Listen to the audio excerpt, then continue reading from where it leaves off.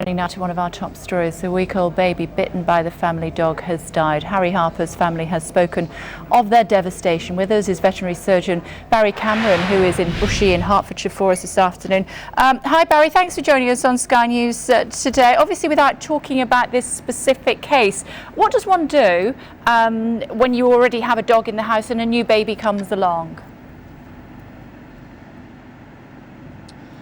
Well, I just wanted to say my thoughts go out to the family, obviously, but in the most general terms, my own view is that there should be a degree of supervision, really just common sense, but it's a big change for a household and for the animal when a new baby comes into it, and it can apply equally to dogs or cats.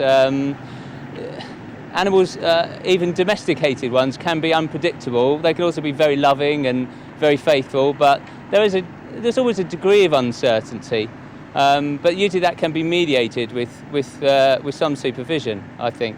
Are there better breeds than others, though? But I mean, this was a Jack Russell. You don't normally associate a Jack Russell with worrying a child.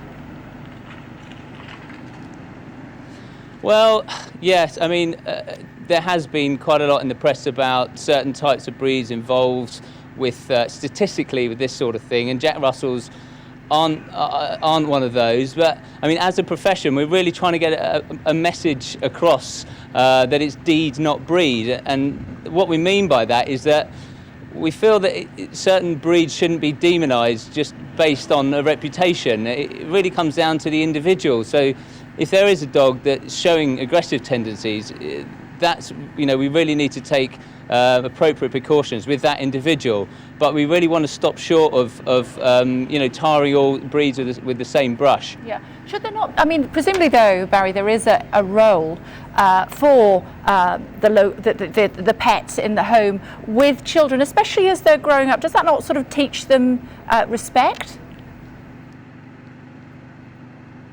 Well, I mean, I think so.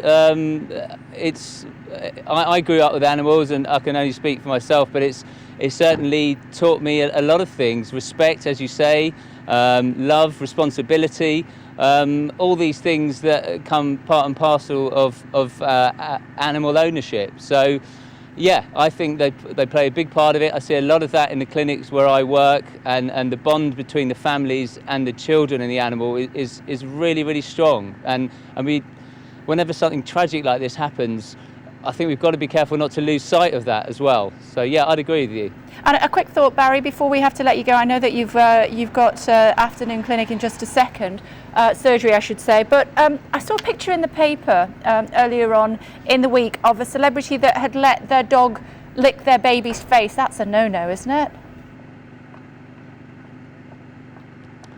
Well, if you've got to have eyes in the back of your head, I think sometimes to actually prevent all those sorts of things happening. The message that, again, as a profession we'd like to get across is to make sure the worming of your pets is up to date.